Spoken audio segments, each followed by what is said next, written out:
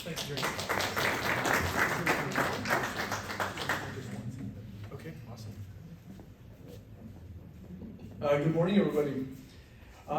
Again, my name is Garza. I work with UT-RGV. My background is in local government. I've been a city manager and also executive director of something called the Regional Council of Governments. So kind of utilize that background to really maximize workforce and economic development opportunities. So, you know, part of my role is to support our cities here in the Great Rio Grande Valley to bring in and recruit new companies. Obviously, to kind of help solidify and create a more resilient kind of regional, economic development ecosystem.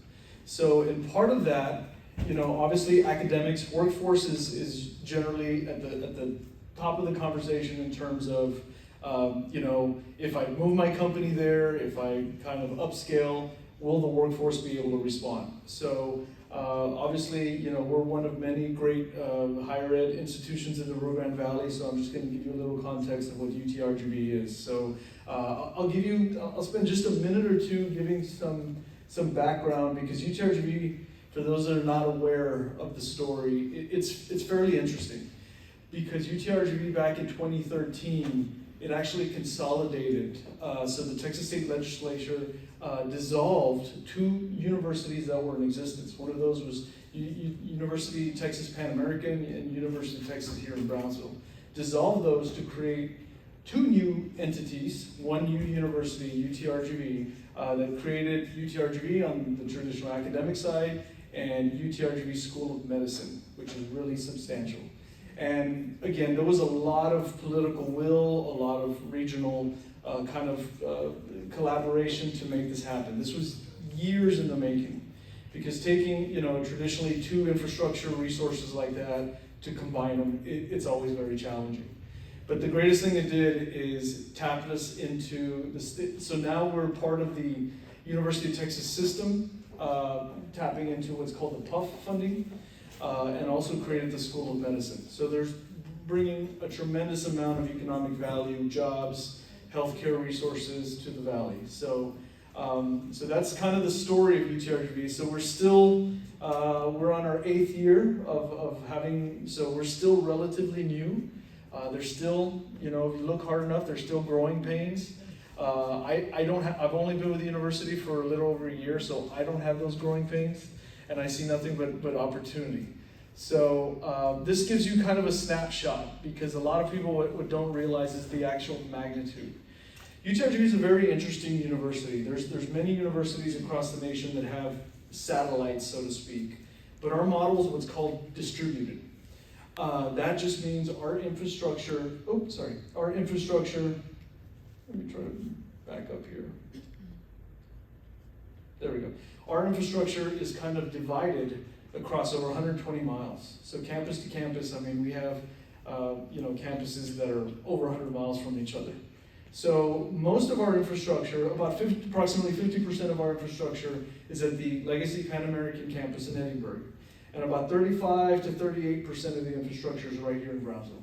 So Brownsville is kind of known, the campus here really is highlighted by just the unique architectural and just, it's one of the most gorgeous campuses. So if you haven't been to UT-RGV Brownsville, you really need to see that. And even though it's still UT-RGV, it has its unique culture. The campus just brings out a very unique culture to the city of Brownsville and all the assets. So we have about 32,000 students. So we are, once you crest over the 30,000 students, you're a large university. So we are one of the big 9 in the state of Texas. And we have about nearly 7,000 graduates across all our degrees every year. So that kind of gives you a breakdown, but yeah, nearly 5,000 bachelor's degrees every year that we produce. So of that, it's about 500 to 600 specifically for engineering. I know a lot of you have a special interest in engineering, and engineering is our fastest growing, outside of the School of Medicine, engineering is our fastest growing bachelor's and master's program. And soon to have a PhD down the road, because UT-RGV, we are on a journey to become an R1 research institute. So that you have to bolster the number of PhD programs and the volume of research. So something that Dr. Bailey, our president, is really prioritizing. About 1,800 faculty, and what people don't realize also, UT-RGV is the largest employer in the Rio Grande Valley, cresting just over 6,000 employees. So actually we flip-flop a little bit with the DHR health system across the valley, but we're right at the top of as far as employers. But this just gives kind of a timeline. About 90% of the students, a little over 90%, are actually from the Rio Grande Valley. A large makeup of the students that don't come from the Rio Grande Valley are actually athletics, in the athletics program. We're a Division I school when it comes to athletics, and something that's very exciting for those that like football. We're starting D1 football here in a couple of years. So we have our helmet designed, our head coach is hired, our assistant head coach, offensive coordinator, so it's getting very exciting. Right now they're kind of finalizing exactly where they'll be playing home games. I know one of the big questions is where will they build this big new stadium? And one thing that the university is committed to right now is utilizing the assets that are already in place. So here in Brownsville we have Sam Stadium that's kind of the Rose Bowl, the Rio Grande Valley, and then up in Hidalgo County we have something called HEB Park, which was built for a soccer stadium but can be easily retrofitted to be used for football. So the plan is to kind of flip-flop between the home games. So it'd be one of the few universities, really, that I could think of that would have different home field advantages. So pretty exciting there. So one thing that I want to quickly get into, and here's where I'll spend a little bit more of my time, is kind of the non-traditionally academic programs. So obviously, UT-RGV, we're very proud of its academic history and what we're doing academically and in research. But we really also have a whole ecosystem around workforce and economic development. I was really fortunate when I started my role. At the advent of this role, what they did is they did a formal assessment across all the departments of the university and pieced together what is now what's called the Office of Workforce and Economic Development. So each one of those pentagons there, hexagons, depict different things that we do, different departments, so to speak. From continuing education, and one of our foundations is really business and enterprise development. One of our longest standing ones is what's called the Small Business Development Center. We're one of the oldest SBDCs in the nation. So a Small Business Development Center really helps grow companies that are kind of at a startup level, but really specifically builds capacities to those small businesses that are here. Absolutely vital part of the economy and something we take a lot of pride in. Just polar to that, the other orange square there is our Entrepreneurship and Commercialization Center, which is kind of a different take on small business development, because it's not really geared towards small business per se. It's geared towards any size. But essentially what Entrepreneurship and Commercialization Center does, it grows from startups to current businesses, commercializes product lines on startups, prototypes. One program that we have right now that's really thriving is called the Global Soft Landing Program. So this is a program, and it's a fee-for-service to the company, but they join an incubation type membership. So they pay monthly per the type of scope you need. And what this Global Soft Landing Program does, it helps companies from the international market enter into the U.S. market. So what we do there, it's a full turnkey kind of wraparound, very highly customized to that company. So if your company needs things and resources and capacity build to get you more successful in the U.S. market, we help with that.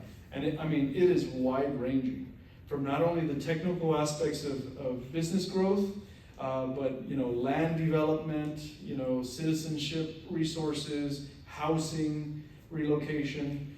It's called the Global Soft Landing Program as a legacy program, but I like to call it the Global Hard Landing Program, because what we're finding is that when you come in to this, as a soft landing to enter the U.S. market, everybody that comes in through us finds that the Rio Grande Valley is an absolutely gem of a place to grow your enterprise. Not only are there a lot of natural assets in place, there's a lot of capacity, very entrepreneurial spirited, as my friend Eddie mentioned, but just the opportunity for business and enterprise growth right now is just tremendous.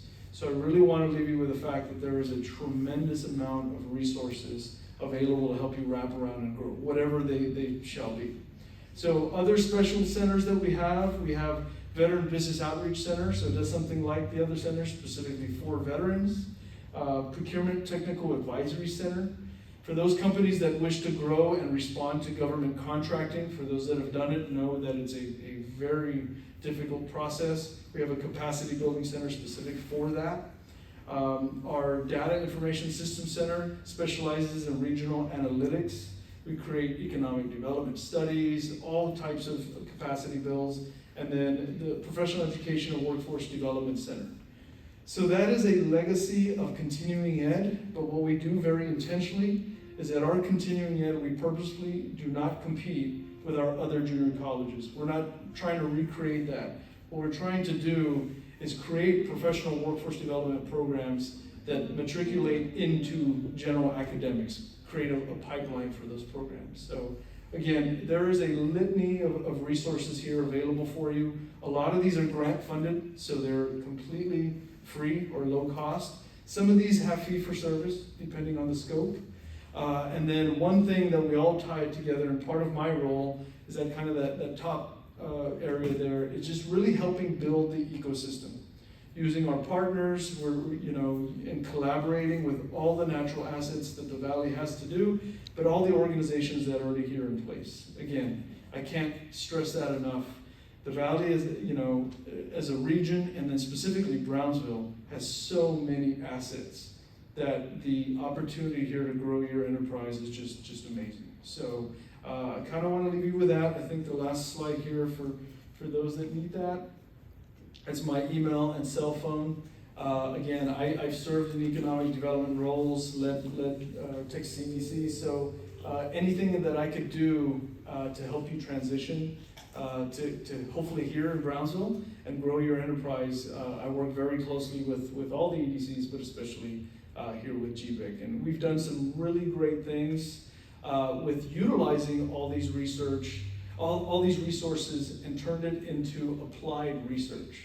So many of you that are growing your enterprise, I know you have commercial lines and certain products that you just need that kind of boost to commercialize it.